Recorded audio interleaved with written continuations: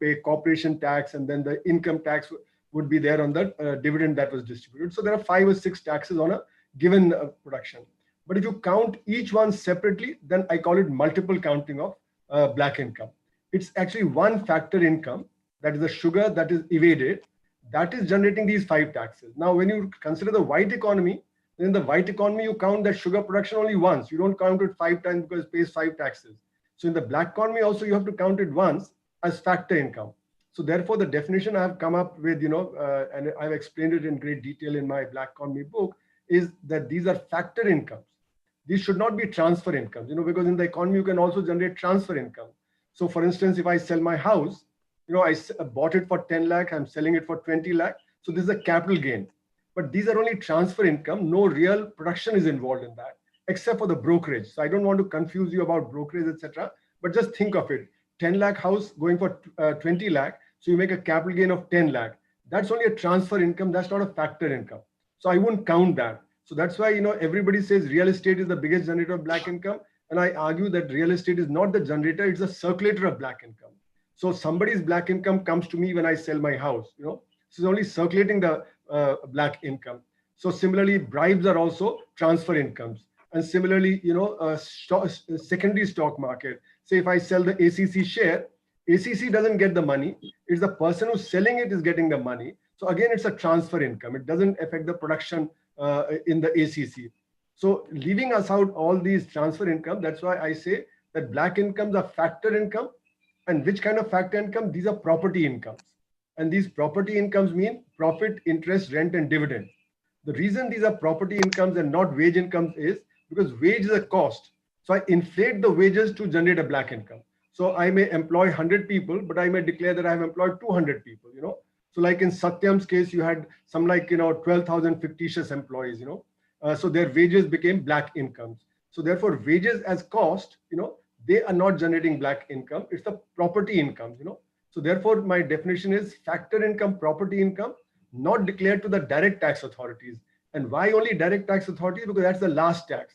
So you don't count the excise duty evasion and then the sales tax evasion and then the octroi evasion and then the corporate tax evasion and then so just the final this thing. So this is my broad definition, and this avoids multiple counting. Otherwise, many other people who had measured the black economy, they did multiple counting. They counted the excise duty evasion, then the sales tax evasion, then the income tax evasion, then the corporate tax evasion, and that will actually give you a very high figure, which is incorrect. So it is an analytical definition, which gives you a very neat definition. And what Professor Caldo did in 1955-56, when he came to India to measure it, he used this basically.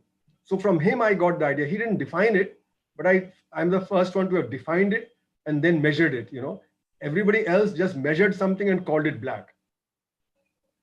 Having said that, Professor, every time a factor income, or yes, to put it differently, every time a tax is evaded, no doubt the money involved is the same.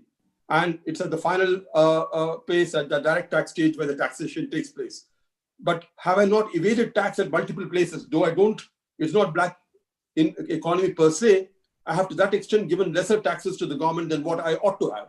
That's correct. That's absolutely correct. So like in the white economy, if you're producing sugar, that one, say unit of sugar, 1 kilo of sugar, you will pay excise duty, then you pay octroi, then you pay sales tax, then you pay a corporation tax, and you pay income tax. So one factor income will pay 5 taxes. Okay. But you will call it one factor income. You won't call it 5 factor incomes because paying 5 taxes, So the amount of tax paid is, yes, more, but the income is only one. So similarly in the black economy, because we always express the black economy as a fraction of the white economy. So therefore, to make it comparable, you have to have the same definition. If you use a different definition for black economy and different for white economy, then you can't say black economy is 40% of GDP. Okay, then it'd be wrong. It'll be like dividing oranges by apples. So therefore, you're right. The tax evasion is more, but the income evaded is one and the same. So when we estimate the size of black economy, then we have to treat it once. But when I'm estimating the tax evaded, then I have to take all the taxes evaded. And you argue that tax evasion per se doesn't result in black economy. Can I counter argue and say that, look, when I've paid lesser tax, to that extent, the money which I have saved is contributing to the black economy? No, so I haven't said that exactly. What I've said is that, a factor income, property income, that is not paying the direct tax. So it is a tax evasion. Okay. But the reason I'm saying, is that, that there's a difference between the cause and the source of black income generation. Yes. The cause of black income generation is the illegality. The source can be a tax evasion. Source can be an indirect tax evasion. Source can be something else, So the sources may be different. Like in PDS, public distribution system, I take away half the wheat and I put earth in it. That's an illegality. So the source is public distribution system, but the cause is illegality. So my argument is that the cause of black income generation is illegality, and the sources can be many. It's a fair point, Professor. I mean, I absolutely am with you on that. I was just trying to labor the point to get this clarity further. Fair enough. Yeah. Having defined it, you have gone on to very bravely, I must say, estimate the quantum of the black economy, and you have put a figure of 60-odd% as a percentage of the GDP as being black. How did you arrive at that estimate, Professor? Okay, so in the literature there are 4 broad methods by which black economy is measured. So one is called the survey approach, another is called the input-output approach, the third is called the monetarist approach, and the fourth is the fiscal approach. So I'm using the fiscal approach, and Professor Caldor used the fiscal approach, Vanchu used the fiscal approach, the NIPFP committee used the fiscal approach, Chopra, which came out, and Gupta, which came out earlier, they also used the fiscal approach. So, in other words, it's what's called the broadly fiscal approach. Let me just briefly explain what the fiscal approach does is to look at each sector separately. Whereas the monetarist approach will look at the entire economy as an aggregate. Whereas, you have very different methods of generating black income in every sector, So the way it would be done in trade, it would be different from the way it would be done in, say, agriculture, the way it would be done, say, in manufacturing, and within manufacturing, different industries would do it in different ways. So therefore, the fiscal approach disaggregates, So first disaggregation is between legal sectors and illegal sectors. The monetarist approach doesn't differentiate between the legal and the illegal sectors also, Survey approach can do that, Survey approach, you can have separate surveys. So like Transparency International does survey of police black income generation, or the judiciary, or the education sector, So basically in the fiscal approach, we are using all these, and then we are aggregating. So first disaggregation is between legal and illegal, and then within the legal different sectors, how organized and unorganized. And by and large, unorganized sector incomes are way below the taxable limit. So whether we are able to capture the unorganized sector's contribution to GDP or not, it's not black, So basically, bulk of the black income generation is in the organized sector, And therefore, in the organized sector, you look at the different sectors. And the way NIPFP had done it was to look at the income tax data and compare that with what it should have paid as the income tax, these sectors. But I found several kinds of mistakes in there, even though I was part of the NIPFP study in 1983 to 85. So I got one of my students to correct for those errors. And then I corrected some of the mistakes that got left behind there. Like, for instance, capital gains was included. Now, capital gains being a transfer income should not have been included, So I excluded some of these things, and then I came to the estimate in 95, 96 that it had become 40% of GDP. Then what I did was, because further studies after that were not done, so what I did was I did a regression analysis.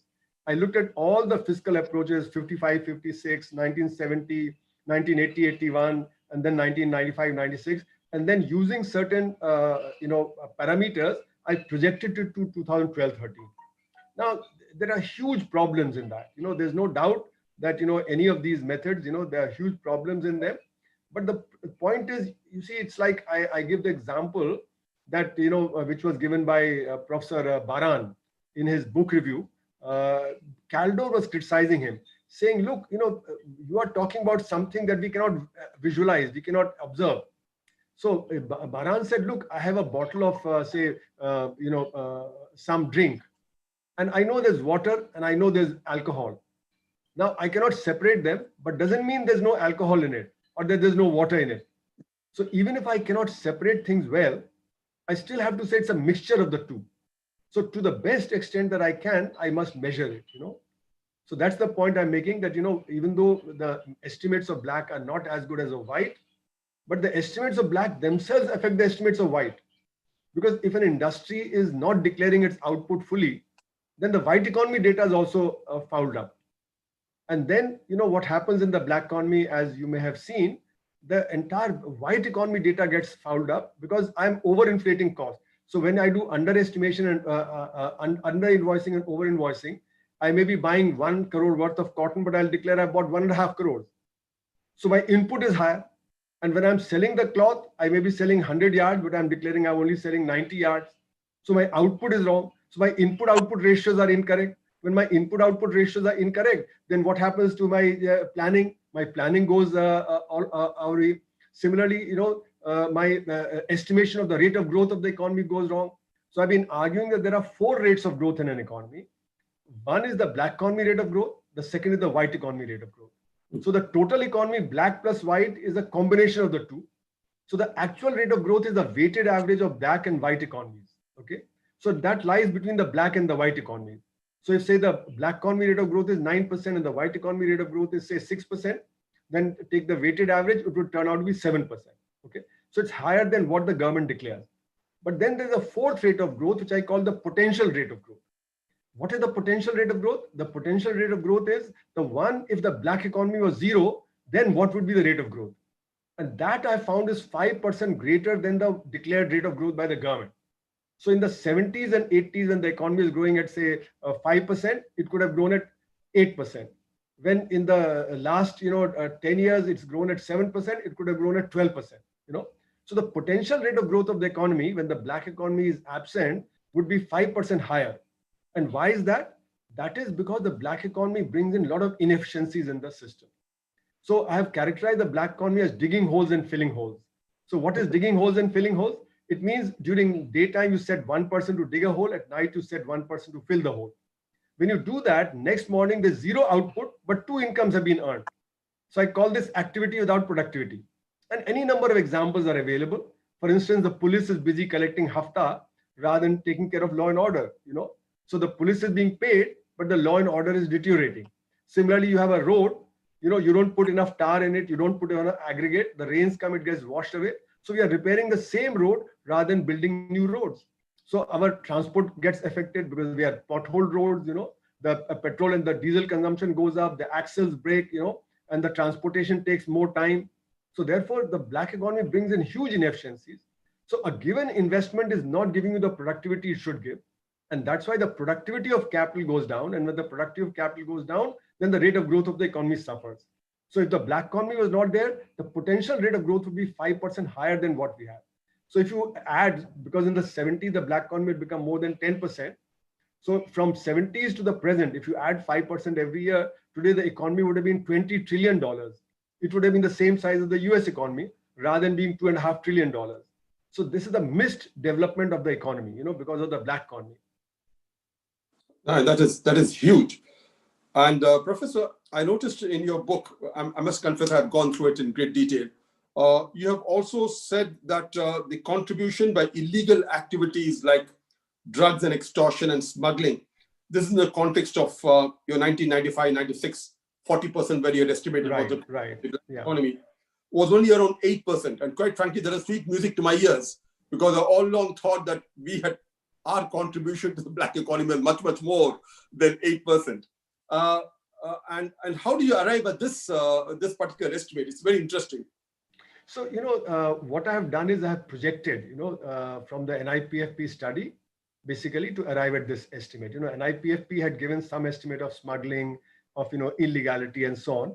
So I'm just projecting that further, that keeping the share the same as in the NIPFP study, because you need further studies, for estimating illegal activity.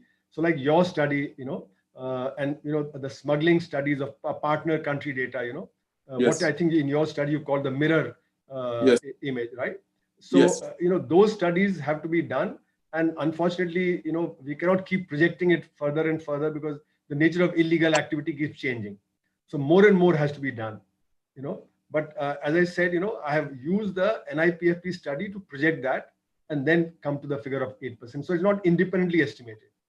Okay. And going forward, because in 2016-17, you have estimated that the black economy is to the extent of 62%. Yes, for 2012. For 2012. It's 2012. Yeah, okay. Paper was published in 2016, but the study was, projecting up to 2012. What would you estimate be for, if I were to ask for 2018, 19, it could have only grown further? Well, if one could project, the way I had projected, then of course it would be even higher. But, again, I'll have to look at the parameters because, I said there are various parameters that determine the size of black economy. So in my regression analysis, I use those parameters like trade under invoicing and, so on and so forth to project. But, those values can change. So therefore, I keep saying that assuming that the ratio of black to white remains same after 2012-13, then we can say it's 62% of GDP. But I'm not saying because I have not done the study further, so I cannot claim. So my caveat is that assuming it's the same as in 2012-13, then it would be 62% of GDP. But to say anything more, I'd have to do further study on that. And Professor, one more interesting fact which has come out in your study and also substantiated by the Parliamentary Committee report submitted to the Lok Sabha in 2019 was that a very small percentage of this only goes abroad. Yes. Most of this black economy is very much within the country. Yeah, so this concern which we always have of flight of capital, is it largely misplaced? No, it's not misplaced, and I had a sort of debate on this with Dave Carr, because Dave Carr came out with a study of flight of capital from India. He was working with the Global Financial Integrity, this thing, and I was actually doing a study along with them. And unfortunately, because we differed, he got upset with me, and then he did not, further have communication with me. But the point that we have actually produced a paper, and one of my MPhil students did a thesis, on this extending Dave Carr's work. We have not published that paper because we found that a lot of theoretical problems about how our balance of payments get affected by smuggling and by misinvoicing. So that theoretical paper we could not complete, and then I got involved in various other studies. But along with Professor Shaumen Chattopadhyay, we have got a paper, and there we estimated the size of this illegal trade. From 1948 to 2012. Dave Carr had done till 2008. We extended that to 2012, and we included various things that he did not include. So we estimated that $2 trillion was the opportunity cost lost to the economy between 1948 and 2012. Okay, but that doesn't mean that $2 trillion is lying abroad. Okay, and that came to the annual figure came to about 10% of the black income generated. So that's why we're saying that 10% went out, 90% remain in the country. Now we have to distinguish between income and assets. The black wealth is different from black income. Black income is what you generate annually, and black wealth is what you have accumulated over the time. So as you know, the distinction in economics, that first I do an activity and I earn an income. Out of that income, I first do my consumption, then the balance is saved, and I want a return on that, so I invest it. When I invest it, it becomes part of my wealth. Okay, and that therefore, you have activity, then income, then consumption, then saving, then investment, then wealth. So income should not be confused with wealth. So the money accumulated abroad is the wealth, and the annual flow is 10%. So $2 trillion the opportunity cost, and why we're calling it the opportunity cost? Because a lot of it has been used up.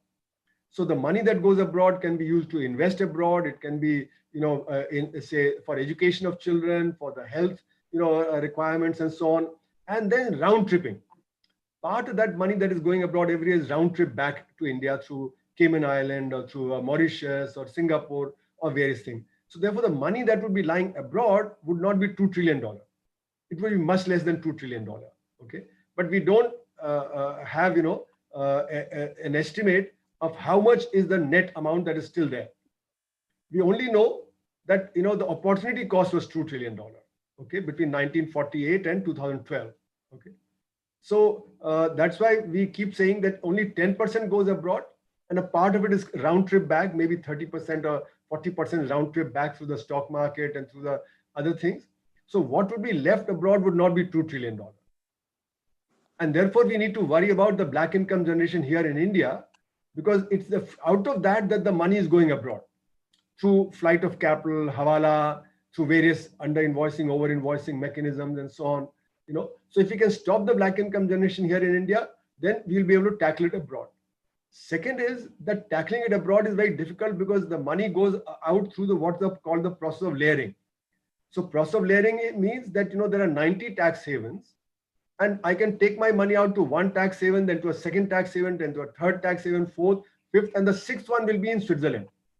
So when you ask the Swiss government how much of Indian money is lying there, then they'll say that this is not Indian money, because if I have money has moved from, say, Jersey Island, that's a British principality, so they'll call it British money.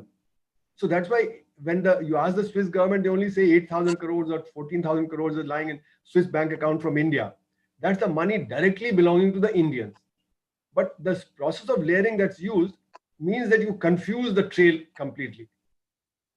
Okay, so therefore, for the government to figure out where the money is, which 90 tax havens it is, and how much is there in each one is almost impossible.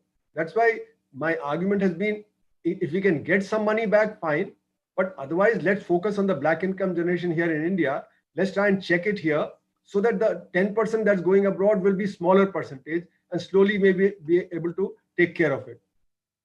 So which brings us to the $1 million question. What do we do now to check the black economy being exponentially growing within the country itself?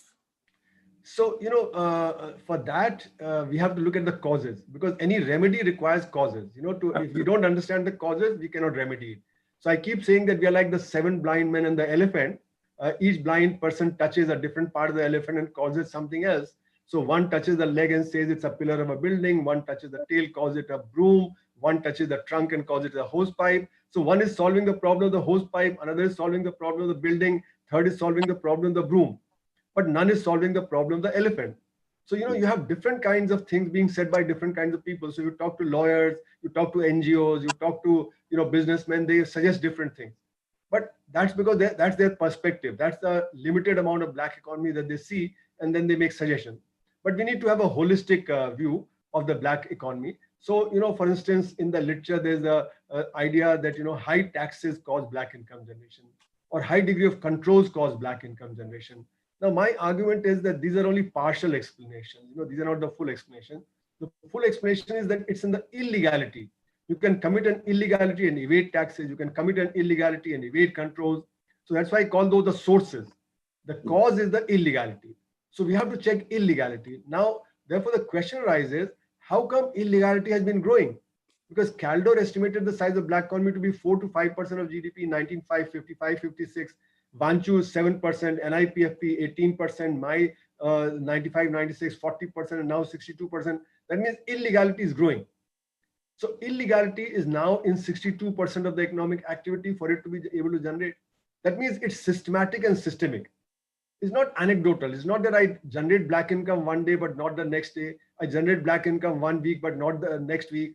So if I have got the systems in place for under invoicing and over invoicing, I'll use it systematically. I will not do it 1 day or 1 week or like that. It'd be systematically. Okay. So where I would bribe and where I would, have my accountant do the accounting, or where I'd have the chemist fudge the, the input output ratio, it'll be a very systematic thing, So black economy is systematic. Now, for it to be systematic, the law and order machinery in the country, the state as a whole, has to be involved in it. Because if the state is not involved in it, then you can check the illegality, So therefore, what is the state? It consists of the political class, the executive class, and the executive would include the police, the bureaucracy, and the judiciary, and then the corrupt businessmen. So that's why I call it triad. This triad consists of the corrupt politicians, the corrupt executive, and the corrupt businessmen, who all benefit out of it, So this triad is what needs to be checked.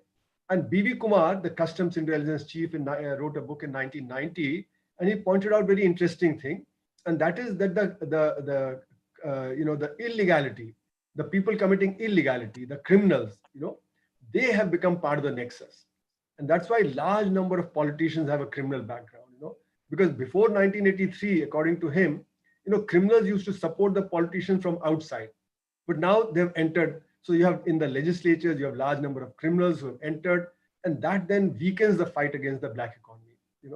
So in a sense, you have to break this triad. If you don't break the triad, then the black income generation would continue because those in power are benefiting from the black economy. So this triad is what needs to be undermined. And that's where, my argument is that the problem is structural. So as I've been arguing, there have been at least 40 committees and commissions which have gone into different aspects of black economy since 1948, when the first committee was there in post-independence India. Then you had Caldor, then you had, Santhanam, then Vanshu, and then you had the PC Alexander committee and the LK Jha committee, and so on and so forth, So you had many committees, commissions, parliamentary committees, estimates committee, etc. And they made thousands of suggestions. And hundreds have been implemented, but the black economy continues to grow. And the reason is that black economy is not just technically, narrowly economic. It is actually a political economy issue. It's in the politics, it's in the way the structures have been formed, the triad has been formed. So it's in the political economy of the situation that we need to deal with it. So we keep changing rules, we keep changing laws to try and plug this, plug that. And therefore the income tax rules have become very complicated. The 1960 Act was rather simple. And because we kept trying to change laws and rules to check the black economy, it became more and more complicated. So the complexity then helps in generation of black income, because more complex the rules, the more difficult they are to implement and more easy it becomes to actually generate black income. So what I've been arguing is for simplicity of rules, for simplicity of taxation, okay, and also structural changes. Structural changes meaning accountability of the politicians, accountability of the businessmen, accountability of the executive, that's the police, the bureaucracy, and the judiciary. So you have to bring in accountability at every level. When you bring in accountability at every level, then only will you be able to check the black income generation. Now, this is not to say that they're not honest businessmen, that they're not honest politicians, that they're not honest bureaucrats or policemen or judges, but the direction in which we have moved is that actually there are more and more dishonest people and less of the honest ones, So it's a systemic problem. If, say, some businessman says, I'm not going to bribe anymore, I'm going to work honestly, then it becomes very difficult for him because he'd get victimized, So therefore, even an honest businessman cannot fight it independently, It has to be a whole business class as a whole, the political class as a whole, and their accountability becomes very important. So at the end of the day, you have to bring in accountability at every level for this to happen. Now, why is it that accountability does not come? Why is it that, everybody recognizes that the black economy has set the economy back? What could be a $20 trillion economy is a $2.5 trillion economy. We are losing $17.5 trillion, The economy, our economic and military strength today be far greater than what we have today, So we are losing out, we are not able to accomplish what we need to accomplish in our economy, in our society, So it is urgent to do it, but it has to be collective. It cannot be individual. And therefore, we need to recognize how to change this, how to bring about accountability.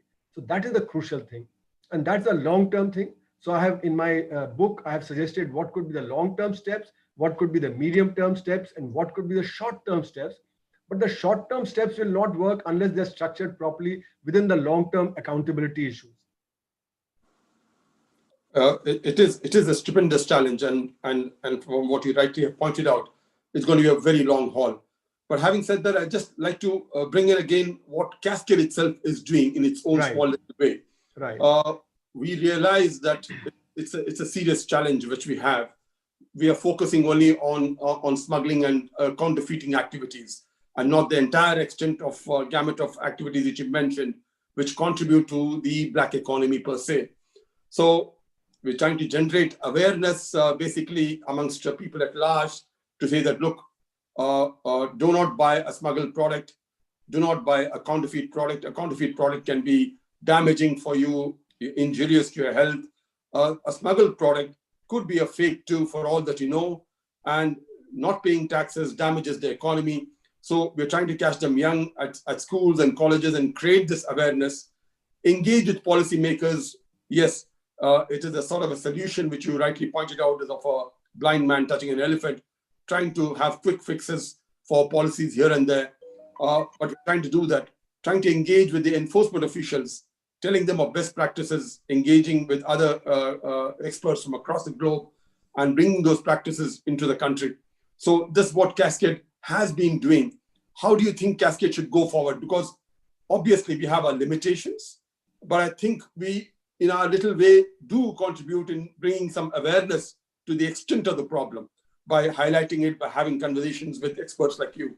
What do you think that Cascade can do going forward? So I think, you are a part of an industry group, and it's very important that within the industry group, you create the awareness about it, And if businessmen realize that actually, if the economy was 8 times larger, each one of them would be 8 times larger. So, Yes. rather than have a frog in the well attitude that, okay, whatever I can get, let me get today. Okay, but if the economy is 1/8 of what it could be, then I'd also be at least 1/8 of that, So I'm also losing out. So even though in a short-term perspective, I'm gaining by doing tax evasion or by violating rules, etc., but in the long-term sense, I'm losing out big time, So this awareness of the black economy, smuggling, counterfeiting, how it damages the economy, how it damages the employment, etc., that awareness needs to be spread. So therefore, you're on the right track. You are sensitizing your people, but it has to also go into the wider society. So your steps to try and create awareness in the schools and colleges is also a good thing. Okay, but it has to be in the political economy realm. If it is not in the wider political economy realm, then you'll remain confined to small things. And then many of the businessmen that you may be interacting with may say, okay, theoretically it sounds very good, but what can I do today for myself? And I'll do that. So it has to be a wider awareness that has to be created, and without that wider awareness, these things will not change. Your efforts are good, but they will only have limited impact, because somebody who starts becoming honest, so just think about it. I keep giving this example, that we lie at the drop of a hat in India. I had gone to Finland, for a big conference, a global conference in 2001. And there we were having discussion with the NGOs, etc. And there somebody got up and said something. So I got up and said, but somebody can lie. Now, 2 people got up and said, in our country, we don't lie. Now, can we say that in India? For instance, I was going for my nephew's wedding to Pittsburgh, and now when you're going, those days in 2002-3, we carried a lot of sweets with us. Now that's food stuff. In customs, you have to declare that are you carrying food stuff or not. My wife kept saying, no, don't declare, otherwise they'll confiscate it. We have bought so much, spent so much money, So I said, no, I have to declare that we are carrying food stuff, but it's cooked food stuff. And then we were allowed to go. Now, when we reached my sister's house, there were a lot of friends there, Americans, Indians, etc. All Indians said, Arun, you are a fool. All Americans said, you did the right thing. Now you can see the perception difference, The perception in India is that we can get away, with whatever we are doing. So the illegality, we think, is something that we can get away with. So we are very feudal minded. We think that if we are in position of power, then we can violate rules. So as is said, what's the use of being in power if I cannot benefit my friends and family and so on, and if somebody doesn't benefit their friends and family, people get upset, I was very good friends with, not to be said outside, with Mr. Krishan Khan, who became the vice president. Then some family members said, can you get me directorship of the board of a bank? So I said, sorry. and they stopped speaking to me. So, in a sense, positions of power are looked upon in a very feudal way to give benefits. When you do that, then you're going to bend rules.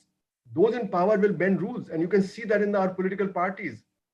When the political party, the top leadership, doesn't allow any dissent, then what kind of democratic practice will there be in the party, and what kind of democratic practice will they have when they get to power? So electoral reforms are very crucial. Party reforms are very crucial, so that you begin to have more democratic functioning in the parties. You don't have this kind of thing. So our rulers have to be democratic minded, have to have a sense of democracy and not feudalism. Our political parties are run like feudal, like Bapauti. I pass it on to my progeny, I pass it on to my children, right? So when you have that attitude, then you look down upon everybody else, and you think it's your privilege to make money, to privilege to do whatever you want to do. So therefore, that's why I said it's structural. These structural things are very important. Once you do that, then I think the medium term and the short term policies will be also successful. So like in the short term, you need to check hawala, you need to check banking secrecy, because banking secrecy is now used by all private sector banks to do hawala. I mean, the HSBC bank was caught doing hawala, right? The Punjab National Bank was caught doing hawala, so it's public sector, private sector banks, everybody is doing hawala. So therefore, banking secrecy you can check, hawala you can check, so things like those you can do in the short run.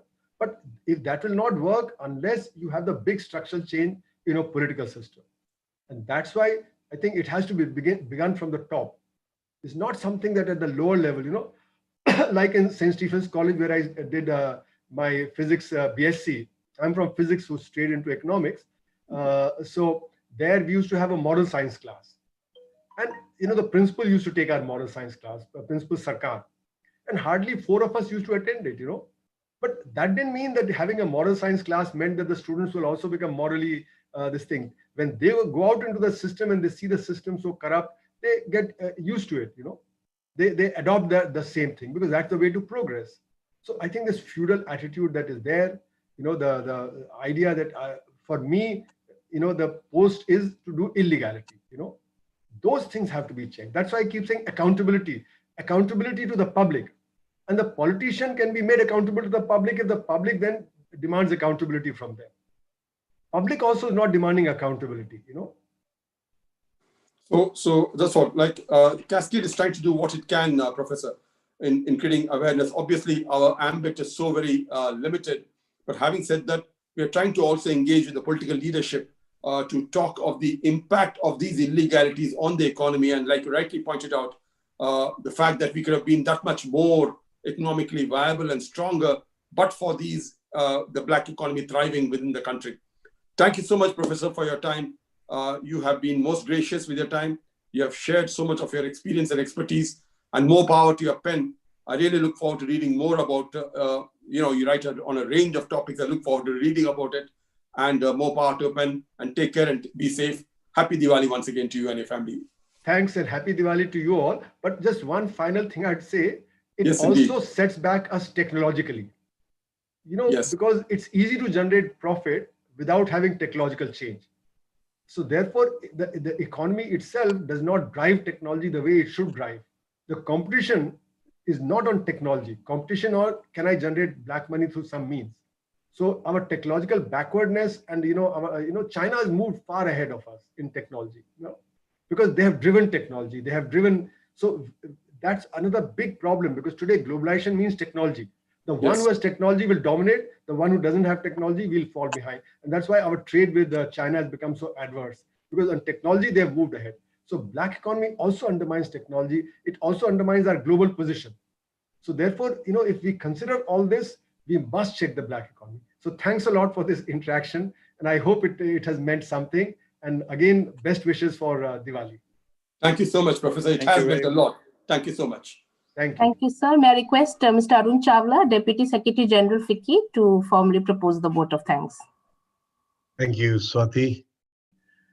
Esteemed participants, on your behalf and on behalf of FICCI, I extend a very warm and profuse thanks to our chief guest, Professor Arun Kumar, Malcolm Adiseshiah Chair, Professor, Institute of Social Sciences.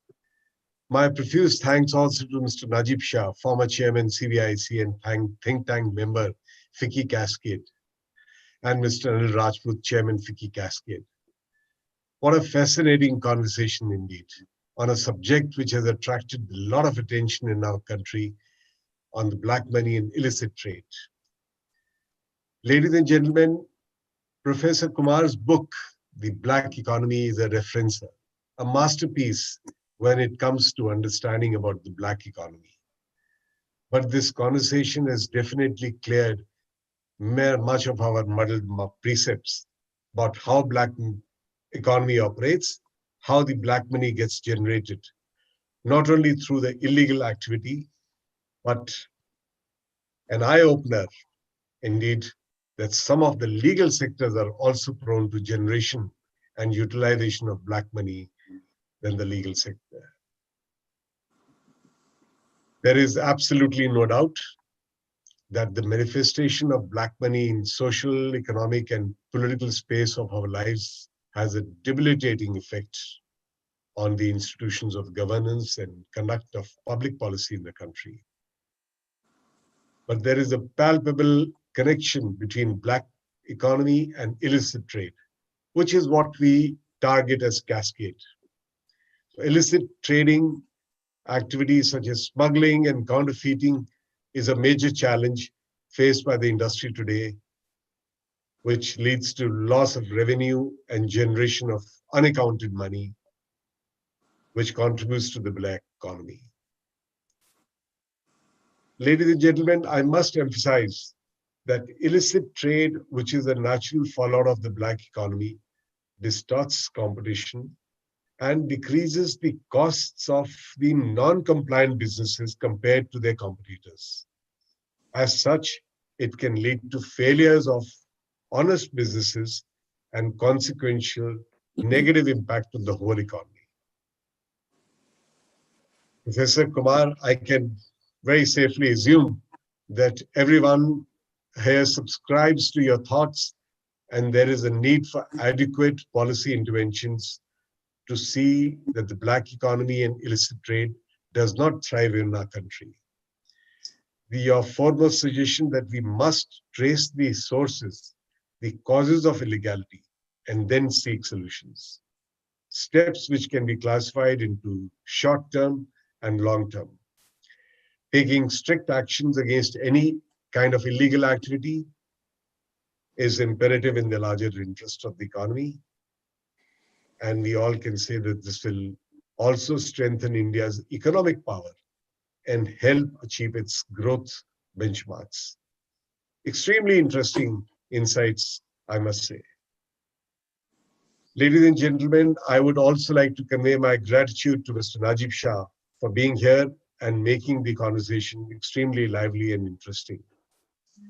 Let me also thank Mr. Anil Rajput for the intense passion that he displays in spearheading FICCI Cascade's initiatives across the length and breadth of the country, with the single most agenda of safeguarding economy, consumer interest, and health of the nation.